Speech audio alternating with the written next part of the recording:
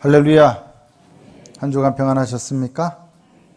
주님과 동행하셨습니까? 승리하셨습니까? 말씀에 기대하십니까? 아멘. 네, 우리 옆 사람과 함께 인사합니다. 사랑합니다. 축복합니다. 말씀에 큰 은혜 받으시기 바랍니다. 잘 오셨습니다.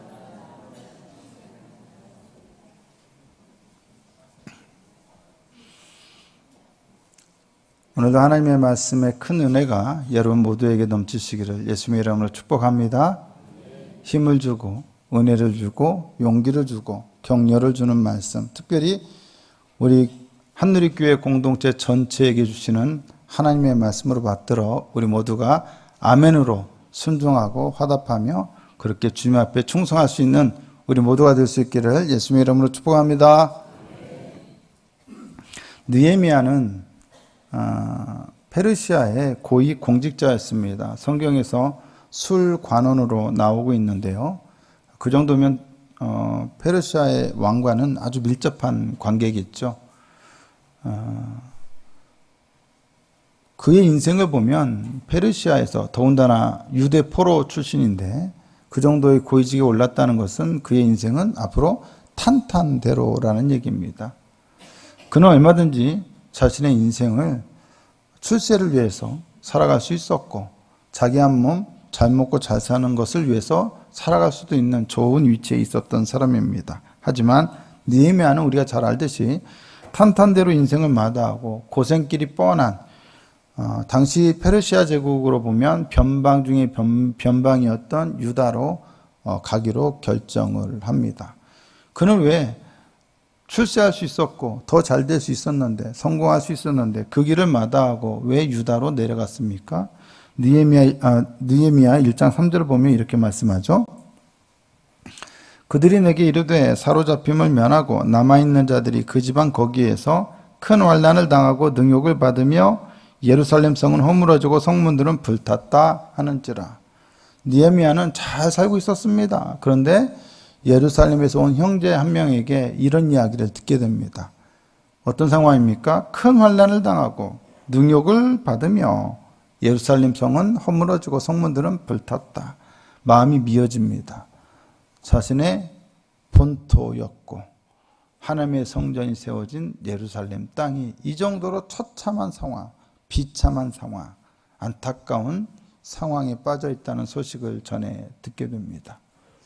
여러분, 요즘 이스라엘에서 또 하마스와 전쟁을 벌이고 있습니다. 뉴스를 보시죠? 어떤 마음이 드십니까? 마음이 미어지고 안타까운 마음이 드는 분도 있을 겁니다.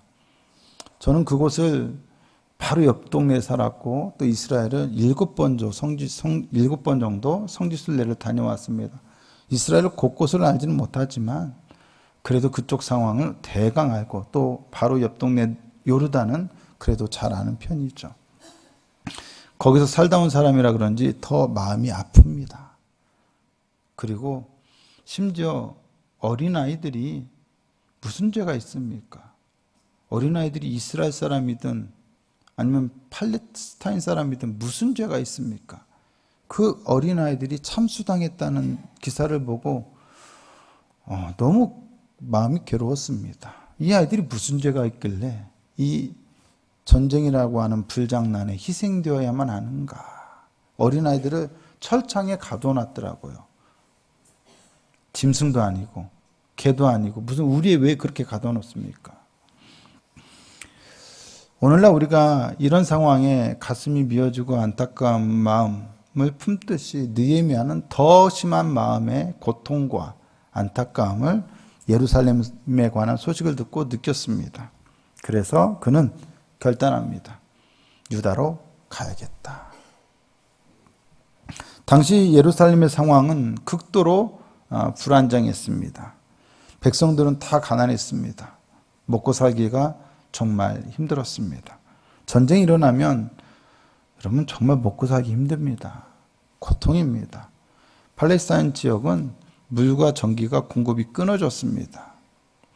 우리 일상생활에 물과 전기가 24시간만 끊어진다고 생각해 보세요. 어떨 것 같습니까? 지옥이 됩니다. 고통이 됩니다. 또 유대인들은 주변 족속들과 늘 갈등을 겪고 많은 위협을 당했습니다. 여러분 잘 아실 겁니다. 사마리아 사람 산발랏, 암몬 사람 도비야, 아라비아 사람 게셈, 이 사람들 그 각각 족속들의 지도자들이었고, 이 사람들의 부족들은 늘 유대인들을 위협하고 유대인들과 갈등 관계에 있었습니다.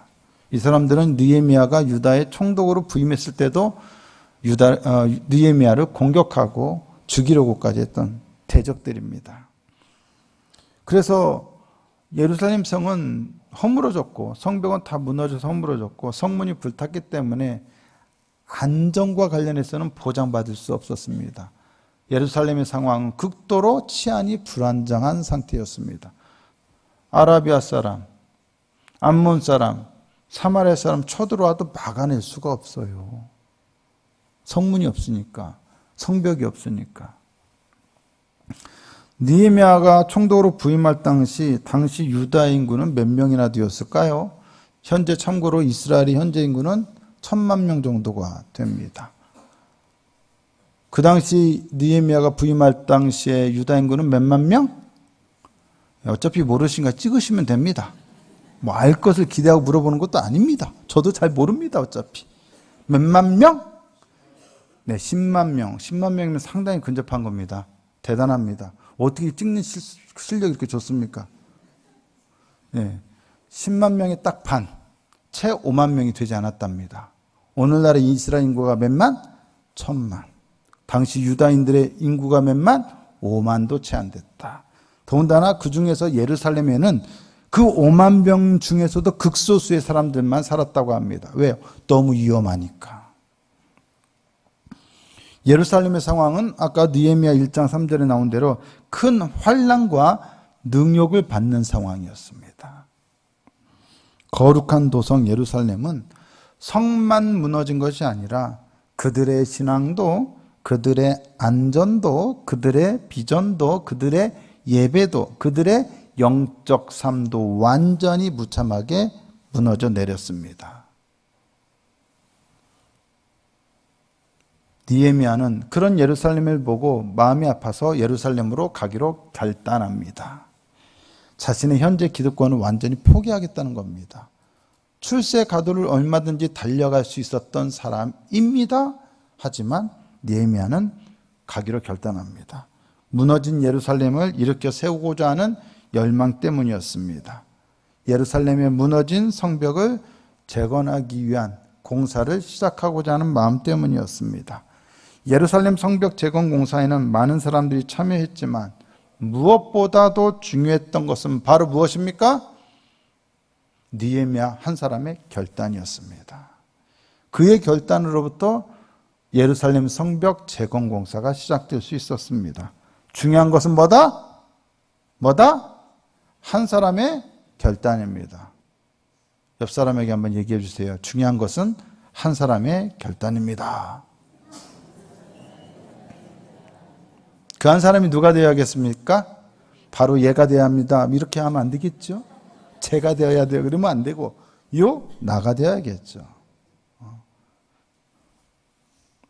어떤 비전이 있어도, 어떤 열망이 있어도 결단하지 않고는 이룰 수 없습니다.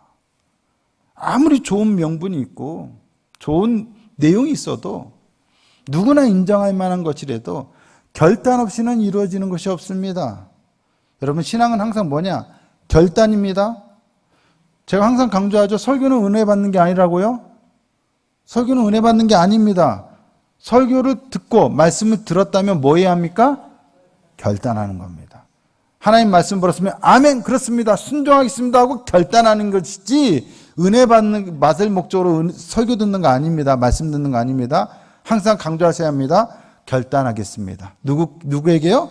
하나님께요. 야, 뭐 해? 야, 저거 해. 그러면 예, 알았어요가 정답이지. 거기 은혜 받았어요. 감동 받았어요. 이가 맞지가 않는 거잖아요. 설교는 결단하기 위해서, 아멘으로 순종하기 위해서 듣는 겁니다. 그 순종과 더불어 뭐가 와요? 은혜가 와요. 순종하지 않으면 은혜 없어요. 성벽은 반드시 재건되어야만 합니다. 왜 그렇습니까? 물리적 성벽뿐만 아니라 무너진 영적인 성벽도 다시 일으켜 세워야 했기 때문입니다. 예루살렘 성벽 재건은 이스라엘의 신앙도 다시 일으켜 세우는 것을 의미했습니다. 무엇보다 성벽이 무너지고 성문이 회파되면서 그곳에서의 예배도 무너져 내렸습니다. 안전하지 않으니까, 허건날 이방 족속들의 침입이 있으니까, 먹고 살기 힘드니까 레위인들과 제사장들이 성전을 지켜야 하는데 다 뿔뿔이 흩어졌습니다. 먹고 살려고. 예배가 어떻게 되겠어요? 무너집니다. 그리고 예배가 무너지니까 신앙이 무너지고 하나님의 백성으로서의 그들의 정체성도 무너져 내립니다. 당연히 무너져 내린 그들의 하나님 백성으로서의 정체성도 회복해야 했습니다.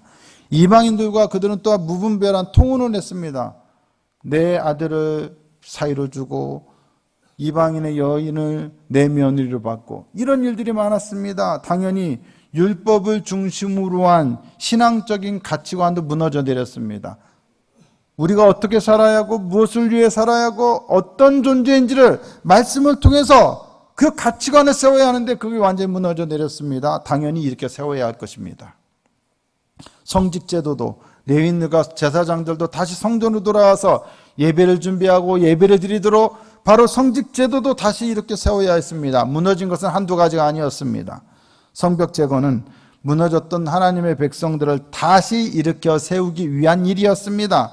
단순히 벽돌을 쌓아 올리는 것이 아니라 영적으로 비전을 세우는 일이고 정체성을 새롭게 하는 일이고 장래의 세대를 다시 일으켜 세우는 일이었습니다. 우리가 해야 할 일이 바로 이런 의미의 영적인 성벽 재건입니다. 성벽 재건하자니까 벌써 피곤하시죠? 눈이 감겨, 재건하려면 힘들어, 막 그런 마음이 드실 텐데 조금만 참으십시오. 느헤미야 3장은 느헤미야서에서 중요한 의미를 갖습니다. 예루살렘 성벽을 재건하기 위해서 헌신했던 사람들의 이야기가 여기에 나옵니다. 사람들의 이름이 나옵니다. 몇 명이나 여기에 등장할까요? 느헤미야 3장에 75명 써있네요. 저기에 75명의 사람들이 나옵니다. 꽤 많이 나오죠? 이렇게 많은 이름이 여기에 기록된 이유는 무엇이겠습니까? 예루살렘 성벽 재건이 일부 사람들만의 일이 아니라 모든 백성들의 일이라는 것을 강조하기 위해서입니다. 영적인 성벽을 재건하기 위해서는 모두가 한마음 한뜻으로 일어나야 합니다. 일어나시겠습니까? 아멘이십니까? 느헤미야 3장 1절을 보시면 이렇게 말씀하죠. 그때 대제사장 엘리야십이 그의 형제 제사장들과 함께 일어나 양문을 건축하여 성별하고 문짝을 달고 또 성벽을 건축하여 한미야 망대에서부터 하나늘 망대까지 성별하였고, 당시 유대 공동체의 영적 지도자들이었던 대제사장 엘리야십과 그 형제 제사장들이 건축했던 것은 양문이었습니다. 양문이란 양의 문이라는 뜻입니다. 왜 양의 문일까요? 이 문은 제물로 바쳐질 양들을 들여오던 문이었어요. 그래서 양문이에요. 고기가 들어오면 뭐예요? 어문이에요. 양이 들어오니까 양문이에요. 어문이 있었어요. 없는 걸 제가 만들어낸 게 아니라 어문이 있었습니다. 어쨌든 양들은 제물로 바쳐질 제물들이에요. 그런데 여러분, 이 양물을 가장 많이 사용한 사람들이 누구였겠습니까? 제사를 위한 제물을 들여오는 사람들이 누구였겠어요? 레위인들 아니면 제사장들이었겠죠. 그 일은 제사장들의 몫이에요. 제사장들이 양문을 건축했다는 것은 성직자들로서의 자신들의 사명을 감당했다는 것을 의미해요. 주님의 백성들이, 하나님의 백성들이 제물을 가지고 하나님께 제사하러 들어올 수 있도록, 즉 하나님께 예배할 수 있도록 그들이 그 문을 건축한 거예요. 그들이 예배할 수 있도록 제사를 위해서 영적인 토대를 만든 거예요. 제사가 중요하니까요. 제사장들은 양문과 망대를 건축하고 그것을 또 어떻게 했느냐? 성별했다라고 나와 있습니다. 성별했다. 성별하였다라는 것은 예루살렘 성벽 재건이 단순한 건축공사가 아니라 아주 중요하고 거룩한 영적인 사역이었다는 것을 의미합니다. 영적인 공사를 위해서 제사장들이 먼저 앞장선 거예요. 근데 여러분 생각해 보세요. 건축물 공사가 제사장들의 본래 할 일입니까? 그의 본래 직무는 뭡니까? 건축물 공사가 아니에요. 제사라든가 목양이에요. 그런데 그들이 그 일을 위해서 먼저 앞장섰어요. 왜요? 그 일이 중요했기 때문이에요. 제사장들이 먼저 앞장서서 영적인 토대를 놓은 거예요. 그리고 그 이후에 그들을 따라서 성벽을 재건하는 모든 백성들을 제사장들이 먼저 축복한 거예요. 그들이 먼저 나서서 양문과 망대를 건축하여 성별했다는 것은 앞으로 진행될 예루살렘 성벽 재건이 다름 아닌 그냥 단순한 건축 사역이 아니라 건축물 공사가 아니라 영적인 사역이라는 것을 의미했기 때문입니다. 제사장들이 가장 먼저 앞장섰던 이유는 영적인 토대를 쌓고 영적인 방향과 비전을 백성들에게 제시해 주기 위해서입니다. 영적인 토대 없이 영적인 성벽이 재건될 수는 없습니다. 여러분, 기도 없이, 말씀 없이, 성령의 역사 없이 교회의 영적인 성벽은 재건될 수가 없습니다. 기도를 열심히 하자고, 기도를 많이 하자고 아무리 강조해도 지나침이 없는 겁니다.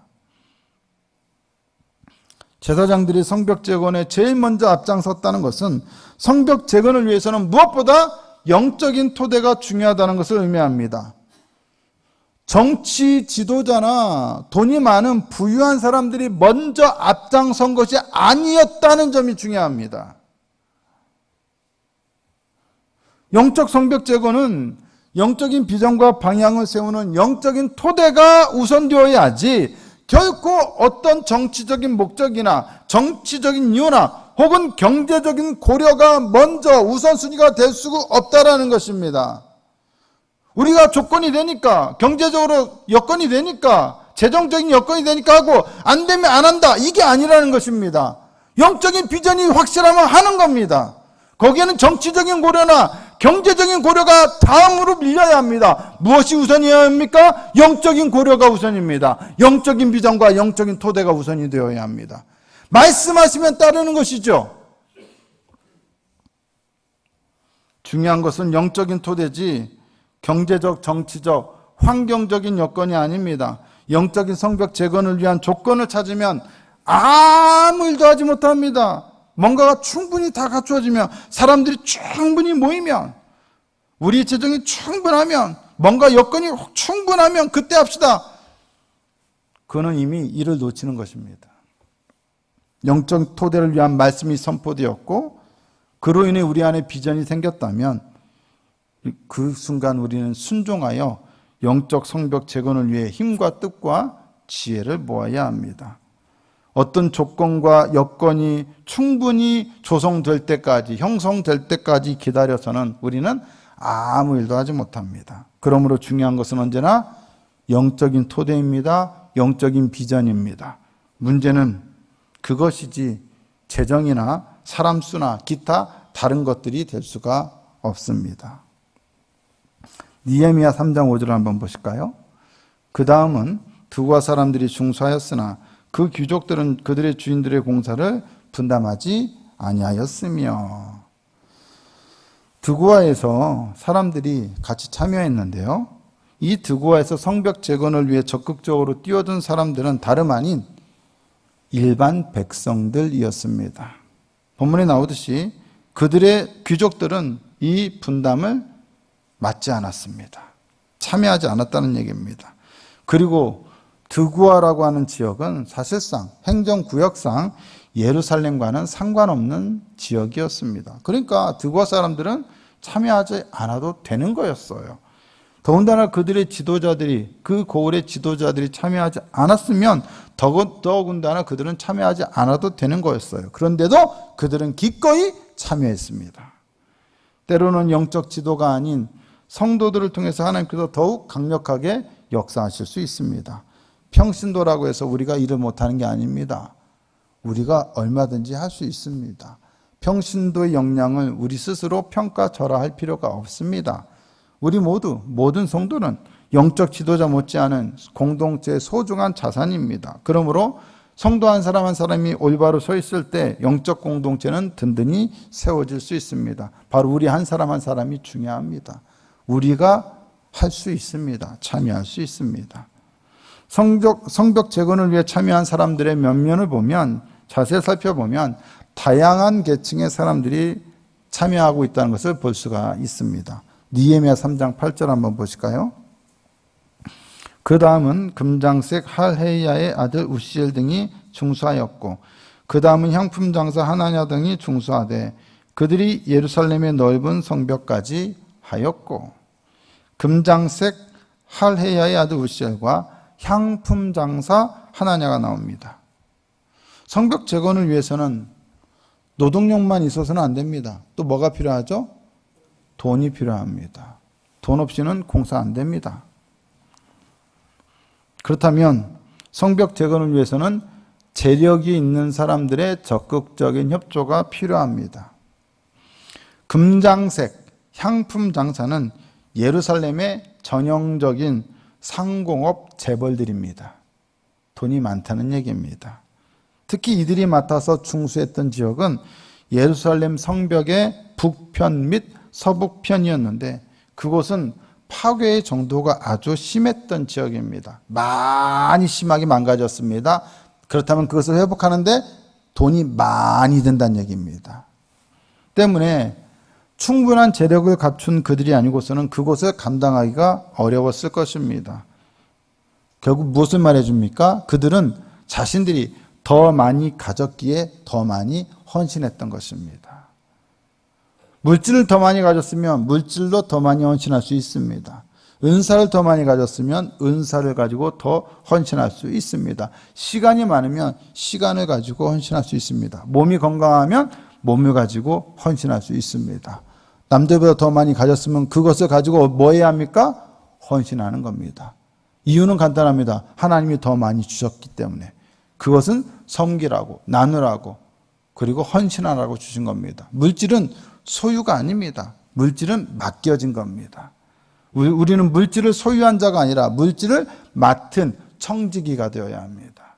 시간도 그렇고 생명도 그렇고 은사도 그렇고 우리는 그것을 임시로 맡아서 하나님의 일을 위하여 맡겨진 사람으로, 청지기로서 그것을 사용해야 합니다. 아멘이십니까?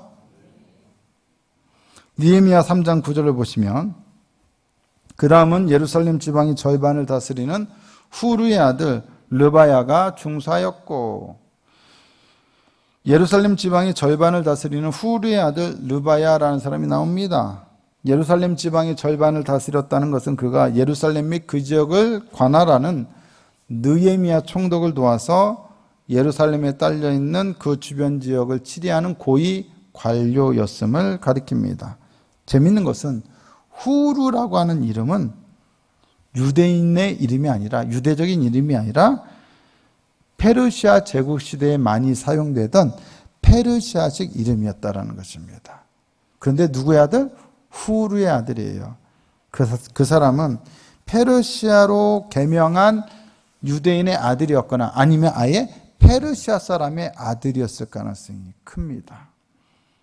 어쨌든 예루살렘 성벽 재건을 위해서 뛰어든 사람들 중에는 유대인들만이 아니라 하나님께 헌신되고 충성된 이방인들까지도 포함되어 있다는 사실을 우리가 알 수가 있습니다. 이것은 우리에게 무엇을 깨닫게 해줍니까? 하나님의 일은, 영적인 성벽을 재건하는 일은 회개하고 거듭난 성도라면 어느 누구나 제한 없이 할 수 있으며, 교회는 어느 누구에게나 열려있는 공동체여야 한다는 것을 의미합니다. 느헤미야 3장 12절도 보실까요? 그 다음은 예루살렘 지방 절반을 다스리는 할로에스의 아들 살룸과 그의 딸들이 중수하였고, 할로에스의 아들 살룸과 그의 딸들이라고 하는 구절이 나옵니다. 살룸은 그의 딸들과 함께 성벽 재건 사업에 동참했습니다.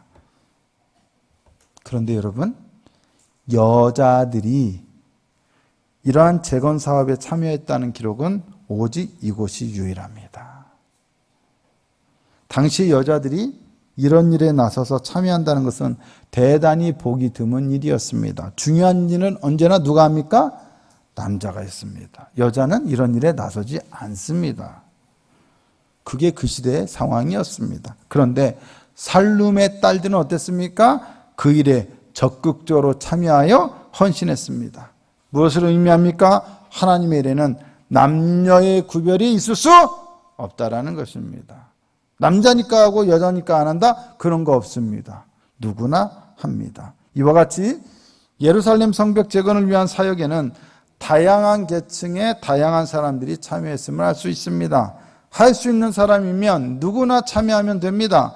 한누리교회 다닌 지 오래되었건 얼마 안 되었건, 신앙 연조가 길건 짧건, 재산이 많건 적건, 노인이건 젊은이건 상관없습니다. 영적 성벽 재건을 위해서는 누구나 참여할 수 있습니다. 아니, 참여해야만 합니다.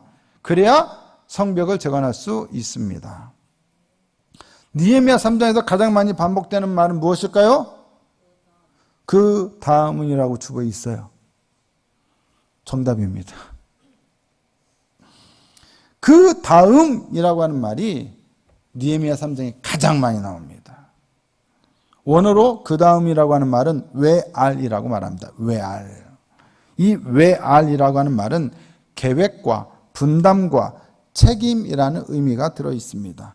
사람들이 각각 구역을 정해서 느헤미야 3장에서 볼 수 있는 것처럼 구역을 정해서 일을 분담했고 맡은 분량에 대해서는 자신이 책임을 지도록 했다라는 것입니다.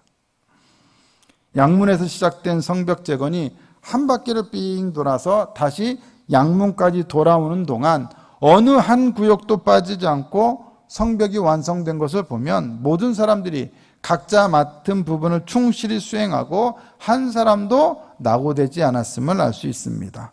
공동체 구성원들 모두가 힘을 모아서 연합해서 각자가 맡은 일을 책임지며 일하자 이 엄청난 일이 이루어졌다라는 것입니다. 진정한 공동체 의식은 그 공동체에 대하여 책임감을 가지는 것입니다. 한누리교회 성도라면 어떤 마음을 가져야 합니까? 한누리교회 공동체에 대한 책임감을 가져야 한다는 것입니다. 여러분들에게는 그 책임감이 있습니까? 각자의 맡은 분담과 분량과 책임이 있다는 사실을 믿으십니까? 그 다음은 나라는 사실을 믿으십니까? 우리라는 사실을 믿으십니까? 나와는 상관없다는 듯이 잠깐 예배만 드리고 가는 사람들에게는 공동체 의식과 책임감을 찾아보기 힘듭니다. 그런 사람들 100명 있든 10,000명 있든 그런 사람들로는 성벽 재건할 수 없습니다. 아무 일도 이룰 수 없습니다. 모두가 그런 생각으로 공동체를 세우지 않는다면 도대체 우리는 지금 어디에서 예배드릴 수 있었겠습니까? 앞선 많은 사람들의 헌신과 공동체에 대한 책임감이 있었기 때문에 오늘 우리가 지금 이곳에서 예배드리고 있는 것 아니겠습니까? 누가 눈물을 흘려 기도했으며 누가 헌금했으며 누가 봉사했으며 누가 충성했습니까? 우리보다 앞선 그 누군가들입니다. 분명한 것은 공동체에 대한 책임감 없는 사람들을 통해서는 결코 영적인 성벽이 세워질 수 없다는 것입니다. 비록 적은 숫자일지라도 한 사람 한 사람이 공동체에 대한 책임의식을 가지고 할 수 있는 일을 찾아서 자신의 은사와 책임에 맞게 일을 해나간다면 영적인 성벽은 재건될 수 있습니다. 공동체에 대한 책임감을 갖는 사람은 영적인 성벽 재건을 위해 기꺼이 자신이 가진 것들을 나눌 줄 아는 사람들입니다. 그게 물질이 되었든 시간이 되었든 다양한 자신들의 은사가 되었든. 십시일반이라고 하지 않습니까? 한 사람이 가지고 있는 것은 적지만 모으면 많아집니다. 십시일반하면 저는 생각나는 게 있습니다. 바로 젓가락입니다. 젓가락. 웬 젓가락일까요? 제가 고등학교 다닐 때 기똥차게도 점심시간에 도시락을 꺼내서 먹어야 하는데 도시락은 안 꺼내고 젓가락만 꺼내는 인간이 있었습니다. 그리고 젓가락으로 막 돌아다니면서 막 먹는 거예요. 야, 기똥차게 남의 도시락 잘 뺏어 먹어요. 기똥차게 맛있는 반찬 어떻게 잘 알아가지고 딱 찍어서 그냥 열자마자 딱 찍어서 가져가요. 젓가락만 가지고 배불리 먹어요. 거기서 십시일반의 의미를 깨달았습니다. 여러분, 우리가 가진 것은 별로 없습니다. 하지만 가진 것을 모으고 같이 나누면 어떻게 됩니까? 큰 자산이 됩니다. 우리는 우리가 가진 것이 없어서 못 나누는 것이 아닙니다. 그거는 말도 안 됩니다. 가진 것이 없어서 못 나누는 것이 아니라 뭐가 없어요? 마음이 없는 거예요. 하나님께 드릴 것이 없는 것이 아니라 뭐가 없는 거예요? 드릴 마음이 없는 거예요. 그게 내 물질이 되었든 시간이 되었든 은사가 되었든. 성도들에게 나눌 물질이 없는 것이 아니라 나눌 마음이 없습니다. 여러분, 분명히 하나님은 우리에게 주십니다. 문제는 뭐예요? 내가 드릴 마음이 없어요. 하나님이 이렇게 우리를 사랑하시는데 우리에게 드릴 마음이 없다는 것, 안타까운 일입니다. 이거는 정말로 안타까운 일입니다. 조류학자들은 기러기가 이렇게 V자 대형으로 날지 않습니까? 이 기러기들이 왜 V자 대형으로 열을 지어서 날아가는지를 연구해 봤습니다. 이 V자 대형을 유지하면서 날면 그렇게 날지 않을 때보다 무려 71%를 더 날아갈 수가 있다고 합니다. 거의 2배에 가까운 수치죠.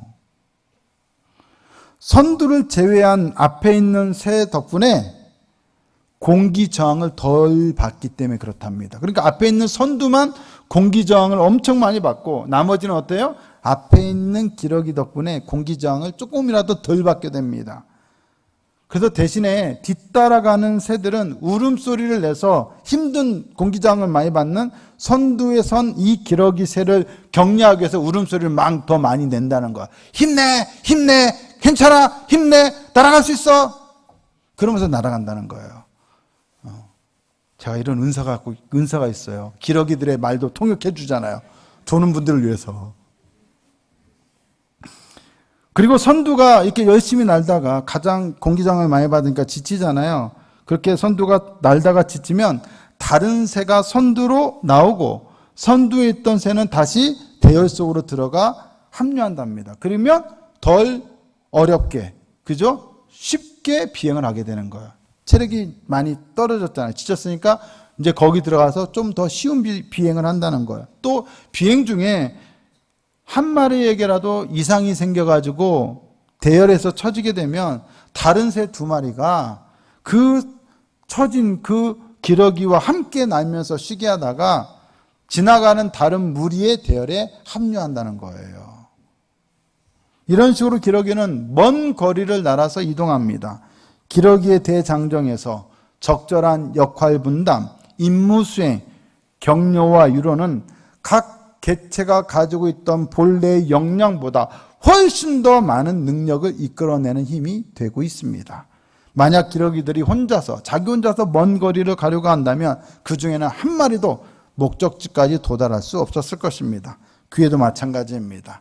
단지 몇 사람만으로는 교회가 도달해야 할 영적인 목적지까지 결코 도달할 수 없습니다. 영적인 성벽 재건을 이룰 수 없습니다. 우리 모두는 함께 하늘을 날아가는 기러기와 같습니다. 힘을 모으지 않으면, 자신의 역할과 사명과 은사를 감당하지 않으면 결코 영적인 성벽 재건이라는 우리의 목적지까지 우리는 도달할 수 없습니다. 공동체의 안전한 영적인 비행을 위해 우리 자신이 공동체에서 있어야 할 자리를 찾아야 합니다. 또 자신이 감당해야 할 몫을 감당해야 합니다. 중요한 것은 결국 뭡니까? 헌신입니다. 헌신. 우리의 책임에 대한 헌신입니다. 이것이 있다면 그 어떤 성벽 재건 사업도 두렵거나 어렵지 않을 것입니다. 느헤미야의 성벽 재건은 단 52일 만에 끝이 났습니다. 그것은 어디까지나 물리적인 성벽 재건입니다. 하지만 영적 성벽 재건은 결코 단기간에 끝낼 수 없습니다. 느헤미야가 시작한 영적인 성벽 재건은 지금 우리 시대까지도 여전히 진행 중에 있습니다. 우리 교회는 65년 전에 이 땅에 세워졌습니다. 그때부터 지금까지 우리의 영적인 성벽 재건은 지속되고 있습니다. 그리고 앞으로도 지속될 것입니다. 앞선 세대가 영적 성벽 재건을 위해 감당했던 일들이 있었습니다. 그렇다면 그 다음은 누구이겠습니까? 바로 우리들입니다. 그리고 그 다음은 누구이겠습니까? 우리 뒤에 다음 세대들일 것입니다. 영적 성벽 재건은 결코 우리 시대에 끝낼 수 없습니다.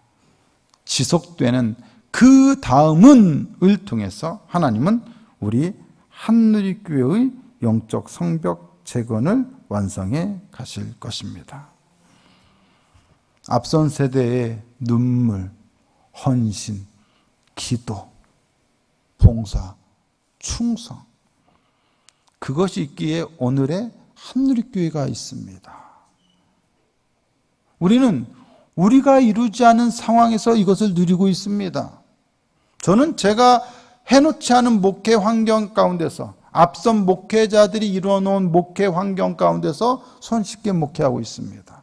성도 여러분들은 여러분들이 이루지 않은 예배 환경에서 예배를 드리고 있습니다. 다 누구 때문입니까? 앞선 세대의 헌신 덕분입니다. 그분들의 눈물과 헌신과 충성이 있었습니다. 한 분 한 분들의 우리 어르신들은 그래서 너무 소중합니다. 그분들의 눈물과 헌신을 우리는 결코 가볍게 취급해서는 안 됩니다. 모든 어르신들은 그래서 교회에서 존경을 받아야 하고 공경을 받아야 마땅합니다. 그분들의 헌신이 오늘의 한누리교회를 존재하게 했기 때문입니다. 우리의 앞선 세대는 그렇게 충성했고 그렇게 헌신했습니다. 눈물을 쏟았으며 피를 흘렸습니다. 땀을 흘렸습니다. 그렇게 자신의 세대에서 자신의 몫들을 감당했습니다. 그리고 오늘 우리에게 그들은 묻습니다. 그 다음은 우리 다음 그 다음 차례에는 오늘 우리들이 지금 현재 우리가 감당해야 할 성벽 재건을 위한 몫이 분명히 있습니다. 앞선 세대가 했던 것을 그대로 답습할 필요는 없고 또 다음 세대가 떠넘길 수도 없습니다. 우리에게는 현재 우리가 처한 상황에서 우리가 감당해야 할 몫이 있습니다. 그 몫을 다한 후에야 우리도 그 다음은 이라고 말할 자격이 주어집니다. 우리가 감당해야 할 몫을 우리가 제대로 해내지 못한다면 어떻게 양문으로부터 시작된 성벽 재건이 한 바퀴를 다시 돌아 양문까지 돌아갈 수 있겠습니까? 우리 몫의 분담과 책임, 즉 우리의 외알이 빠지면 분명 영적 성벽의 한 부분에 큰 공백이 생기게 됩니다. 우리는 우리의 몫, 우리의 외알을 잘 감당해야 합니다. 하나님은 분명 오늘 우리가 감당해야 할 우리들만의 몫에 대해서 우리 공동체에게 말씀하실 것입니다. 그 말씀에 모두가 귀를 기울여 듣고 순종한다면 우리는 그 몫을 감당할 수 있을 것입니다. 우리에게 주시는 말씀에 모두가 귀 기울여 듣고 오늘의 우리 상황에 잘 적용한다면 하나님께서 우리 공동체의 뜻하신 바를 우리는 들을 수 있고 또한 이룰 수 있게 될 것입니다. 한누리교회는 앞선 세대의 눈물과 헌신과 기도와 땀과 열정을 통해 현재의 성벽 재건의 모양새들을 갖추었습니다. 이제 우리가 해야 할 일은 우리 다음의 세대를 위해 오늘 우리가 감당해야 할 몫을 감당하는 것입니다. 느헤미야처럼 성벽 재건을 위해 모든 희생을 감수하면서까지라도 결단한다면 하나님은 그를 도우셨던 것처럼 우리들도 도우실 것입니다. 중요한 것은 무엇입니까? 결단하는 것입니다. 결단 없이는 아무것도 이룰 수 없습니다. 오늘 주님은 우리 모두에게 말씀하십니다. 현재를 살아가는 우리 한누리교회 지금 현 세대에게 하나님은 묻습니다. 그 다음은 누구냐? 그 다음은 누구냐? 그 물음에 하나님의 물으심에 느헤미야처럼 바로 우리입니다 라고 대답할 수 있는 저와 여러분이 되실 수 있기를 예수님의 이름으로 축복합니다.